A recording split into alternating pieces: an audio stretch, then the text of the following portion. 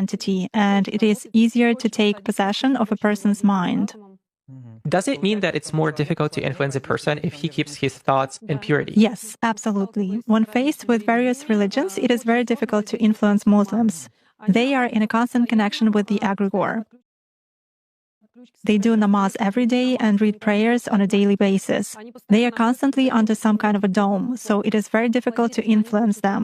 When you start impacting a person, he begins to address in a prayer. Indeed, many of them are very different from those who come to church only when everything is bad in their life. They come to pray, and then for 5 years they forget about God, some canons, and so on. Muslims, as a rule, passionately believe and passionately give energy to their egregore, and this egregore protects them very well. That's why it is very difficult to work to make any kind of influence on a true Muslim believer.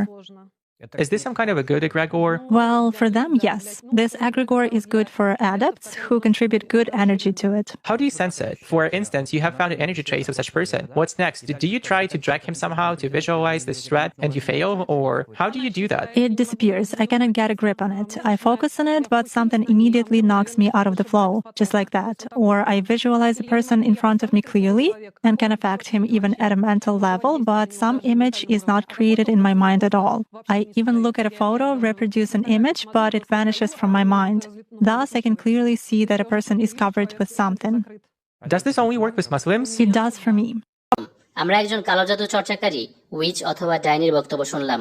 সে বলল, সে যখন কোনো মুসলমানকে কালো জাদু দ্বারা ক্ষতি করতে চায়, তখনই কোনো একটা অজানা শক্তি তার এই ক্ষতি সাধনে বাধা দেয়। সেই শক্তি তার ধ্যান নষ্ট করে দেয়।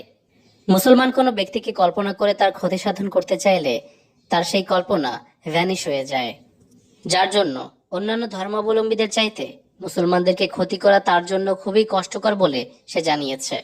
পবিত্র আল কোরআনে আমাদেরকে এই ব্যাপারে আগেই বলে দেওয়া হয়েছে, যা হয়তো আমরা অনুধাবন করতে পারিনি। সূরা হিজরের 39 নম্বর আয়াত। ইবলিস আল্লাহ তাআলাকে বলল, হে আমার পালনকর্তা, আপনি যেমন আমাকে পথভ্রষ্ট করেছেন, আমিও তাদের সবাইকে পৃথিবীতে নানা সৌন্দর্যে আকৃষ্ট করব এবং তাদের সবাইকে পথভ্রষ্ট করে দেব। এবং তারপর বলছে, আপনার মনোনীত বান্দাদের ব্যতীত। 41 নম্বর আয়াতে তারপর আল্লাহ তাআলা বলছেন, যারা আমার বান্দা তাদের ওপর তোমার কোনো ক্ষমতা নেই। এই আয়াতটি দ্বারা বোঝা যায়, মহান আল্লাহ রাব্বুল আলামিনের যারা আনুগত্য করবে তাদের ওপর আল্লাহ তাআলার পক্ষ থেকে এক বিশেষ রহমত থাকবে, যার কারণে শয়তানের কোনো রকম খারাপ প্রভাব তাদের ওপর পড়বে না। সূরা নিসার 119 নম্বর আয়াতে শয়তান মানুষকে কিভাবে পথভ্রষ্ট করবে তা বর্ণনা করার পর আল্লাহ তাআলা বলছেন, আর যারা আল্লাহর পরিবর্তে শয়তানকে অভিভাবক রূপে গ্রহণ করে তারা তো স্পষ্টই ক্ষতিগ্রস্ত হলো।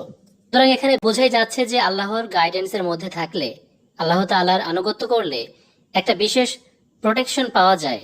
রাশিয়ান এই ব্ল্যাক ম্যাজিশিয়ান যেমনটা বলল, কোনো এক বিশেষ শক্তি তাকে বারবার বাধাগ্রস্ত করে যখন সে কোনো মুসলমানের ক্ষতি করতে চায় ব্ল্যাক ম্যাজিকের মাধ্যমে। কিন্তু এদিকে আমাদেরকে দেখুন, সায়েন্টিফিক কোনো ব্যাখ্যা ছাড়া কোরআন হাদিস অথবা ইসলামের গুরুত্ব বুঝতে চেষ্টা করি না, অথচ সায়েন্সের ঊর্ধ্বে এমন নানান বিষয় রয়েছে যা সম্পর্কে আমরা অবগত নই। সুতরাং নিজেরা বেশি জাজমেন্টাল না হয়ে মহান আল্লাহ রাব্বুল আলামিন যা করতে বলেছেন আমাদেরকে, তাই মুখ বুজে করা আমাদের জন্য উত্তম। এরকম আরো নানান বিষয় আমাদের সামনে বারবার উঠে আসে, আর এর মাধ্যমে মহান আল্লাহ তাআলা আমাদেরকে বুঝিয়ে দেন যে তিনিই সত্য পালনকর্তা এবং ইসলামই হচ্ছে তার মনোনীত একমাত্র ধর্ম।